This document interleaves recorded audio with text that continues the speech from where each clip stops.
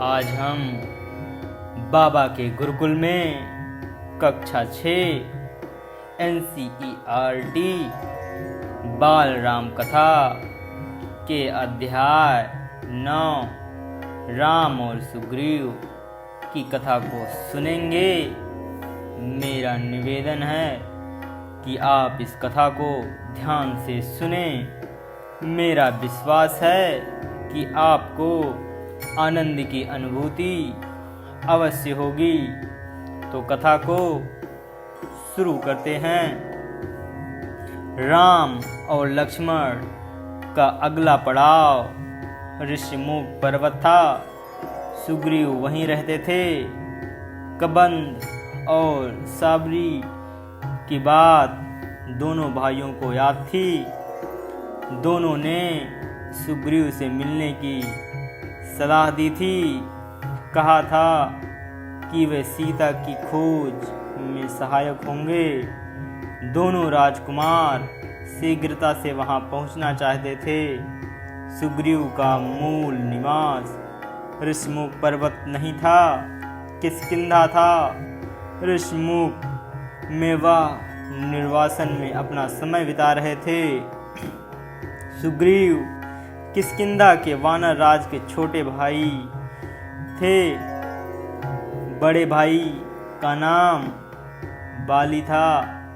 पिता के न रहने पर ज्येष्ठ पुत्र बाली राजा बना। पहले दोनों भाइयों में बहुत प्रेम था। राजकाज में किसी बात को लेकर मनमुटाव हुआ, फिर झगड़ा हो गया, इतना गंभीर कि बाली सुग्रीव को मार डालने पर उतार आए। जान बचाने के लिए सुग्रीव को ऋषिमुख आना पड़ा। ऋषिमुख आकर भी सुग्रीव का डर कम नहीं हुआ। वह चौकस रहता था। विश्वास पात्र वानर सेना निरंतर पहरे पर रहती थी। सुग्रीव स्वयं भी पहरा देते थे, डर से कि कहीं बाली के गुप्तचर सैनिक वहां ना पहुंच जाएं। एक दिन सुग्रीव पहाड़ी पर खड़ा था। उसने दो युवकों को उधर आते देखा। ये दोनों अवश्य बाली के गुप्तचर होंगे, मुझे मारने आ रहे हैं। सुग्रीव ने तत्काल अपने साथियों को बुलाया। हमें ऋषिमुख को छोड़ देना चाहिए। यह स्थान अब सुरक्षित नहीं है। बाली यहाँ भी आधम का है। सुग्रीव ने अपने साथियों से कहा, मैंने दो युवकों को इधर आते देखा है। उसके हाथों में धनुष हैं। सुग्रीव घबराया हुआ था, पर उसके प्रमुख साथी हनुमान इससे सहमत नहीं थे। मैं जाकर पता लगाता हूँ कि वह कौन हैं। बाली की सेना में ऐसा कोई सैनिक नहीं है। हनुमान ने भी दोनों युवकों को देख लिया। हनुमान पर सुग्रीव का भरोसा था। उसने बात मान ली। राम और लक्ष्मण पहाड़ी पर चढ़ते चढ़ते थक गए थे। वे पहाड़ी सरोवर के पास रुके, थकान मिटाने, मुंह हाथ धोने। तभी भेष बदलकर हनुमान वहां पहुंच गए। शिष्टता से प्रणाम किया। पूछा, आप दोनों कौन हैं? वन में क्यों भटक रहे हैं? आपका भेष मुनियों जैसा है, लेकिन चेहरे से राजकुमार लगते हैं। हम सुग्रीव से मिलने जा रहे हैं। हमें उनकी सहायता की आवश्यकता है। क्या आप उन्हें जानते हैं? राम ने विनम्रता से पूछा। प्रारंभिक बातचीत में ही हनुमान स्थिति भांप गए थे। वह अपने मूल रूप में आ गए।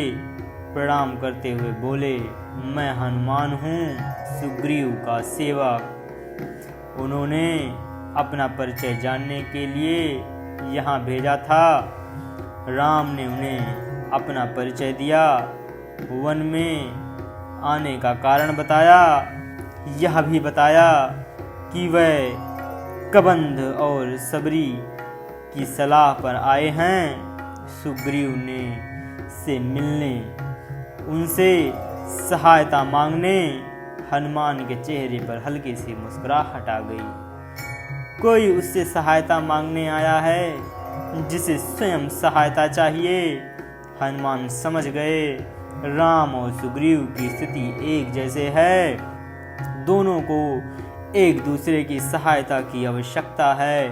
वह मित्र हो सकते हैं, एक अयोध्या से निर्वासित है, दूसरा किष्किंधा से। एक की पत्नी को रावण उठा ले गया है, दूसरे की पत्नी को उसके भाई ने छीन ली है, दोनों के पिता नहीं हैं। हनुमान ने राम और लक्ष्मण को कंधे पर बैठाया। कुछ ही पल में वह ऋषिमुख के शिखर पर पहुंच गए। हनुमान ने दोनों को सुग्रीव से मिलाया। दोनों ने अग्नि को साक्षी मानकर मित्रता का वचन लिया। सुग्रीव ने कहा, आज से हमारे सुख दुख साझा हैं। राम ने सुग्रीव को सीता हरण के संबंध में बताया तो सुग्रीव अचानक उठ खड़े हुए। उन्हें कुछ याद आया। बोले, वानरों ने मुझे एक स्त्री के हरण की बात बताई थी, वह निश्चित रूप से सीता ही होगी। रावण का रथ इसी पर्वत के ऊपर से गया था। राम और लक्ष्मण ध्यान से उनकी बातें सुन रहे थे। सुग्रीव बोलते रहे। सीता स्वयं को रावण के चंगुल से छुड़ाने का यत्न कर रही थी। वानरों को देखकर उन्होंने अपने कुछ आभूषण नीचे फेंक दिए थे। गहनों की एक पोटली राम के सामने रखते हुए उन्होंने कहा, देखिए, क्या ये गहने सीता के हैं? राम ने आभूषण तुरंत पहचान लिए। कुछ गहने लक्ष्मण ने भी पहचाने। गहने देखकर राम शोक सागर में डूब गए। उनके मुंह से निकला, धिक्कार है मुझे, हे सीते, मैं संकट में तुम्हारी रक्षा नहीं कर सका। मेरा पौरुष, बल, पराक्रम, ज्ञान तुम्हारे काम नहीं आया। सुग्रीव ने उन्हें सांत्वना दी, सीता अवश्य मिल जाएगी। मैं हर प्रकार से आपकी सहायता करूंगा। मित्र रावण का सर्वनाश निश्चित है। राम के बाद सुग्रीव ने अपनी व्यथा कथा सुनाई। बाली ने मुझे राज्य से निकाल दिया है, मेरी स्त्री छीन ली, मेरा वध करने की चेष्टा कर रहा है। संकट के समय हनुमान, नल और नील ने मेरा साथ दिया, मुझे कभी नहीं छोड़ा। उसने राम से सहायता मांगी। राम बोले, चिंता मत करो मित्र, तुम्हें अपना राज्य भी मिलेगा और स्त्री भी। राम देखने में सुकुमार थे, उन्हें देखकर उनकी शक्ति का पता नहीं चलता था।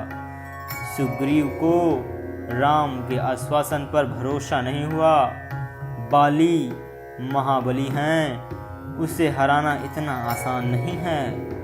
वह साल के 7 वृक्षों को एक साथ झकझोर सकता है। राम ने कोई उत्तर नहीं दिया। धनुष उठाया, तीर चला दिया।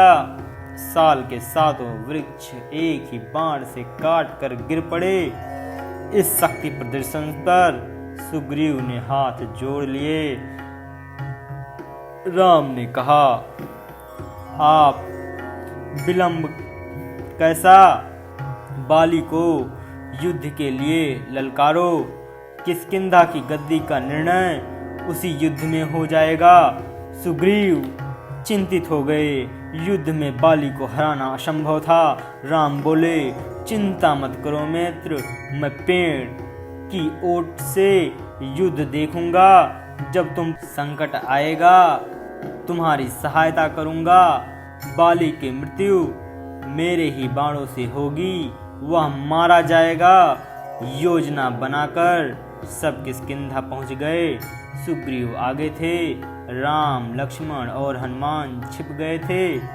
मेरे पीछे राम की शक्ति है, सोचते हुए उसने बाली को ललकारा। बाली के क्रोध की सीमा न रही, वह गरजता हुआ निकला। आज शिकार स्वयं मेरे मुंह तक आया है, मैं तुझे नहीं छोड़ूंगा। भीषण मल्लयुद्ध हुआ, दोनों एक दूसरे से गुथ गए। युद्ध में बाली भारी पड़ रहा था। लगता था सुग्रीव का अंत निश्चित है। राम पेड़ के पीछे खड़े थे, धनुष हाथ में था, पर उन्होंने तीर नहीं चलाया। सुग्रीव वहां से किसी तरह जान बचाकर भागा, सीधा ऋषिमुख पर्वत पर आकर रुका। राम लक्ष्मण और हनुमान भी लौट आए। सुग्रीव राम पर कुपित था। यह धोखा है, आपने मेरे साथ धोखा किया, समय पर बाण नहीं चलाया। मैं नहीं भागता तो आज वह मुझे मार डालता। राम की कठिनाई दूसरी थी, वह दुविधा में थे। उन्होंने सुग्रीव को समझाया, तुम दोनों भाइयों के चेहरे मिलते जुलते हैं, दूर से दोनों एक जैसे लगते हो। मैं बाली को पहचान नहीं पाया, बिना पहचाने बाण चलाता तो वह तुम्हें भी लग सकता था। मैं इस चूक के लिए तैयार नहीं था, मैं अपने मित्र को खोना नहीं चाहता था। लक्ष्मण ने समझा बुझाकर सुग्रीव को तैयार किया एक और युद्ध के लिए। राम ने कहा, जाओ मित्र, इस बार बाली को पहचानने में चूक नहीं होगी, इस बार उसका अंत निश्चित है। सुग्रीव डरा हुआ था, घबराहट थी, पर राम के कहने पर तैयार हो गया। किष्किंधा पहुंचकर उसने बाली को चुनौती दी, ललकारा। बाली को सुग्रीव का साहस समझ में नहीं आया। वह अंतपुर में था, अपनी पत्नी रानी तारा के साथ। बाली जाने लगा तो तारा ने उसे समझाने का प्रयास किया, जाने से मना किया। बाली ने उसकी बात नहीं मानी, पैर पटकता बाहर आया, क्रोध से उबल रहा था। बाली ने हाथ हवा में उठाया, मुट्ठी भींची हुई थी। वह एक घूंसे में सुग्रीव का काम तमाम कर देता। तभी राम का बाण उसकी छाती में लगा, वह लड़खड़ा कर गिर पड़ा। बाली के गिरने पर राम लक्ष्मण हनुमान पेड़ों की ओट से बाहर निकल आए। आनन फानन में राज्याभिषेक की तैयारी की गई। सुग्रीव को राजगद्दी मिली। राम की सलाह पर बाली के पुत्र अंगद को युवराज का पद दिया गया। राम ने सुग्रीव के लिए संबोधन बदल दिया। राजगद्दी पर बैठने के बाद उन्हें मित्र नहीं कहा, वानर राज कहकर संबोधित किया। सुग्रीव का मन था कि राम कुछ समय तक वहीं रहें। उनके साथ राम ने मना कर दिया, कहा, यह पिता की आज्ञा के विरुद्ध है। उन्होंने मुझे वनवास दिया है, मैं वन में ही रहूंगा। राम किष्किंधा से लौट आए।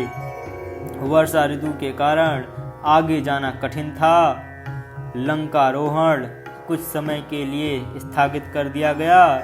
इस अवधि में वह प्रश्रवण पहाड़ पर रहे। वर्षा ऋतु बीत गई। राम प्रतीक्षा कर रहे थे सुग्रीव की सेना की सीता की खोज के लिए। सुग्रीव ने राज तिलक के दिन राम को इसका आश्वासन दिया था, लेकिन वह अपना वचन भूल गए थे। राग रंग में उलझ गए। राम चिंतित थे, दुखी थे। हनुमान को सुग्रीव का वचन याद था। राज तिलक के दिन वे वहीं थे। उन्होंने सुग्रीव को याद दिलाया। सुग्रीव ने वानर सेना एकत्र करने का आदेश दिया। यह काम सेनापति नल को सौंपा गया। 15 दिन और बीत गए, लेकिन सेना राम के पास नहीं पहुंची। राम सुग्रीव के इस व्यवहार से क्षुब्ध थे। क्रोध में उन्होंने सुग्रीव के विनाश तक की बात कही। राम को चिंतित देख लक्ष्मण से ना रहा गया। उन्होंने धनुष उठाया तो राम ने उन्हें रोक दिया। कहा, सुग्रीव को बस समझाना है, वह हमारा मित्र है।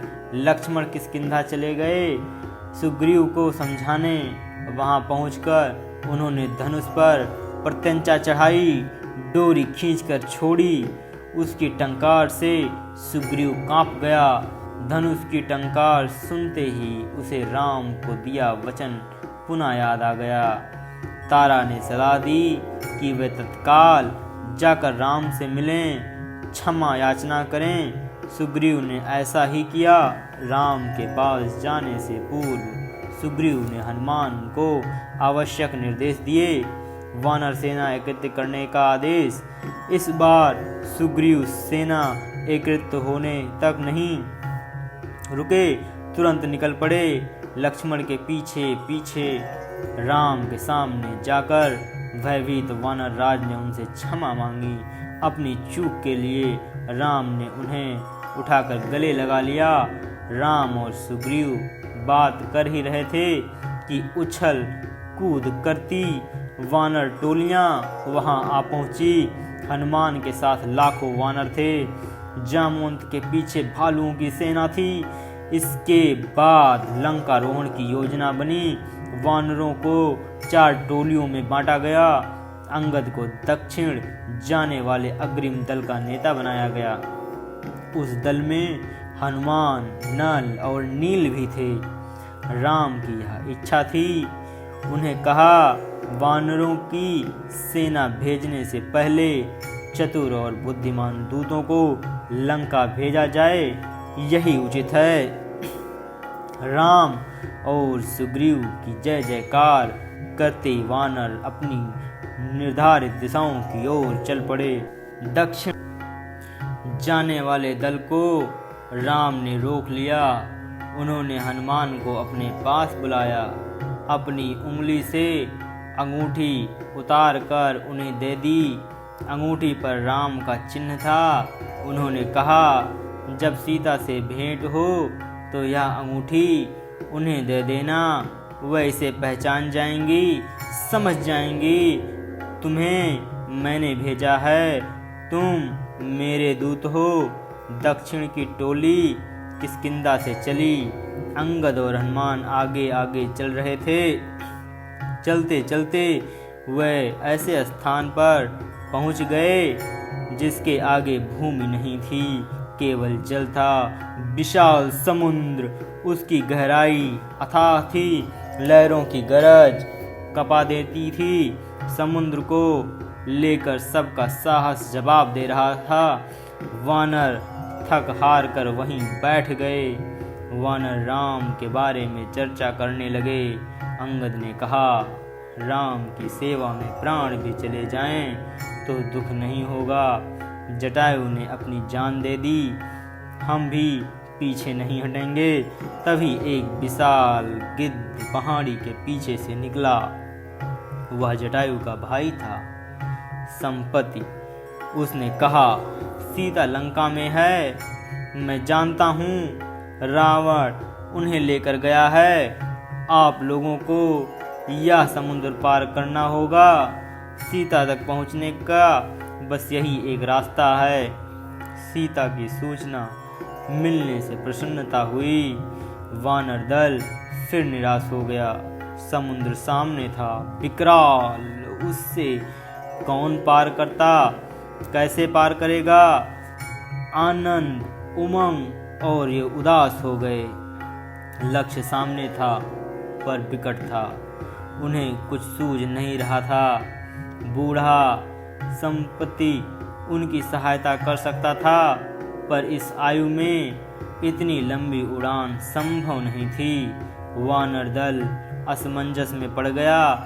अंगद ने पहले ही कह दिया था कि काम पूरा किए बिना कोई किष्किंधा वापस नहीं जाएगा। वह न आगे जा सकते थे न पीछे। वह एक दूसरे की ओर देख रहे थे। इस दल में सबसे बुद्धिमान जामवंत थे। सब उनके पास गए, उनसे पास भी इस कठिनाई के प्रश्न का कोई उत्तर नहीं था। तभी जामवंत की दृष्टि हनुमान पर पड़ी। वह सबसे दूर बैठे थे, चुपचाप। जामवंत जानते थे कि यह काम हनुमान कर सकते हैं। वह पवन पुत्र हैं, उनकी शक्ति अपार है, लेकिन उन्हें स्वयं इसका अनुमान नहीं है। उनकी सोई हुई शक्ति जामवंत ने जगाई। कहा, हनुमान, आपको जाना होगा, यह कार्य केवल आप कर सकते हैं। सबकी आंखें उन्हीं पर टिक गई। अगर आपने कथा को ध्यान से सुना है तो बताइए, जटायु के भाई का क्या नाम था? कमेंट बॉक्स में अपना उत्तर दीजिए। लंका में हनुमान की कथा हम अगले वीडियो में सुनेंगे। यहाँ तक कथा सुनने के लिए आप सभी का बहुत बहुत धन्यवाद।